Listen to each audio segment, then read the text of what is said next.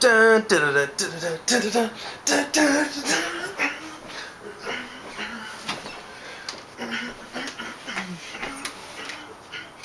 Oh, hello there. Sorry. Turn this off here.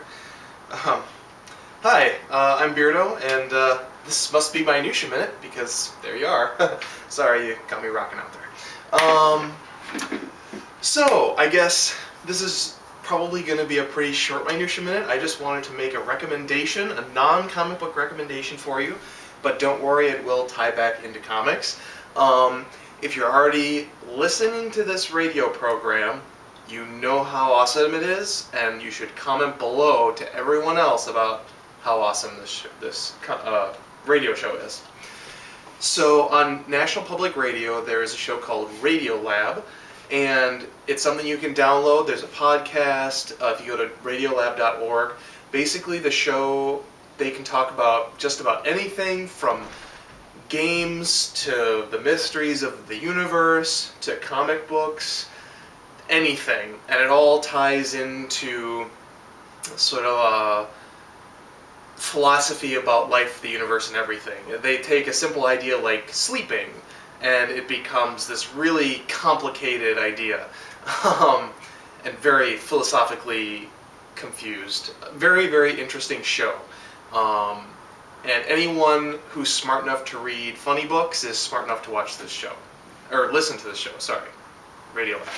Anyway, to sell you on the show a little bit, I wanted to tell you a story from a podcast made by the Radiolab people. You can listen to this yourself. I'm going to try not to butcher this story, but hopefully it'll get you intrigued to listen to their version, because their version is way better. But basically, I had never heard this story before. Some of you guys might have heard it, but in the lesser-known realm of sort of the inner workings of comic book companies, over at Marvel, they had a little bit of a problem because they were trying to find ways to make their action figures cheaper. And they were shipping these action figures from China or wherever, where they were getting molded, into the US and selling them, and they wanted to find a way to bring the cost down. Now, the problem with shipping in action figures from overseas is because action figures, with a human likeness, are considered dolls. And dolls, because of a law from way back when, have a really, really high tariff, because back in 1900, apparently, the US made a lot of dolls. And they wanted to make sure the US continued to make a lot of dolls. Didn't happen. Anyway. And so this old law from way back when was costing Marvel a fortune because they were shipping all of these action figures in as dolls. However, if they were brought in as just like a toy, then they would cost a lot less, the tariff would be a lot lower, and they could make a couple extra bucks on their action figures, basically. So they hired lawyers, and they tried to find a way to make their action figures toys and not dolls. I don't know if toys might be the wrong word, there might be a more specific word, I'm just going to say toys. And they centered on a particular group of Marvel characters to single out as not being dolls. And that was the wonderful X-Men. So, and others too. Spider-Man was in there, but particularly the X-Men is where this story gets interesting, because what you're essentially trying to argue is if your toy isn't a doll, that means it doesn't have a human likeness. Of course, action figures are human likenesses usually. So how do you argue that your action figure isn't a doll?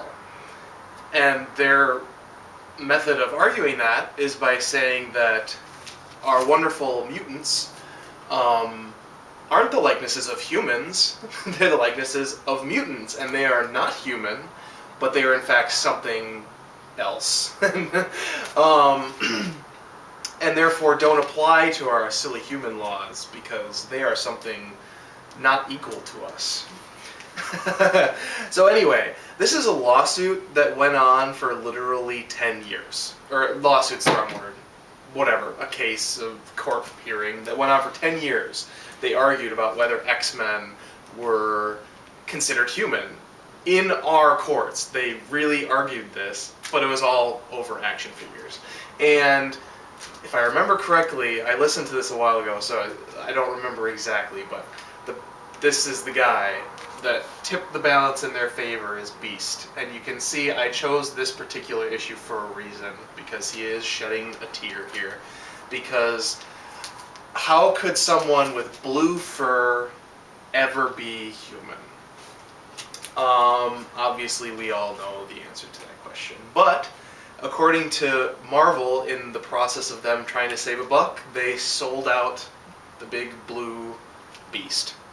Anyway, it's a really interesting story. They interview the lawyers involved in this. And this is all on Radiolab, so check out Radiolab, you will like it. It's not all about Marvel Comics. As a matter of fact, that's the only one that's about Marvel Comics, but they talk about a whole bunch of stuff. And I think you guys would really like it, so check it out, let me know what you think. If you already check it out, leave a comment below and tell me how much you think it's awesome, because I would love to relate to you guys when it comes to Radiolab. It's a great show, it's a great thing to talk about. Like, I'll just be walking down the street next to my girlfriend and we won't be talking about anything, and all of a sudden I'll just start spouting off something I learned on Radiolab. So anyways, a lot of fun. The Marvel episode is particularly interesting. You can hear it on Radiolab.org, or you can go on iTunes and just look for the podcast about Marvel Comics. So yeah, that's our Minutia Minute. For a quick Minutia Morsel, I wanted to review a book since we're doing non-comic book specific stuff. This will also tie into comics, don't worry. I'm a big fan of like choose your own adventure books. I don't have a lot of them, but when I see one, I pick one up usually. My personal favorite right now has to be Zombie Pen Pal. But what I picked up a little while ago, I was looking through my books, just kind of browsed around looking for something to read, and I remember that I got it probably about a year ago, and it's a great choose your own adventure book. It's not an official choose your own adventure book, it's actually a which way book. Specifically, it's a superhero which way book. It is Superman the Man of Steel, and this is book 1 in the superhero which way series. There was also coming soon in 1983, there was going to be a Batman and a Wonder Woman one. I'm not sure if there actually is or not, because I've only ever found this book. And if you find one of these, I'm sure they're cheap, but it's one of those, there's not a lot of them around. So it's going to be hard to find, but if you find it, it'll be cheap because there's not really a market for them. But this is a blast to read. If you like choose your own adventure type stuff, this has got Superman, and he fights a whole bunch of different people in here. So depending on if you go to the Daily Planet first, or if you go just flying around first, you could run into Lex Luthor, you could run into Brainiac, General Zod is in this, the Toyman is in this. Anyway, it's actually a pretty fun read, so if you like Choose Your Own Adventures, check this out. If you've seen either the Batman or the Wonder Woman one, let me know, because I would like to get the other 2 of these, if there are 2 or more, or however many they made, I have no idea, so I always am looking out for them. So yeah, Superman, the Man of Steel, Choose Your Own Adventure, check it out, it's pretty cool. But more importantly, check out Radiolab. And with that concludes my Minutia Minute. So I think I'm gonna rock out to some more tunes.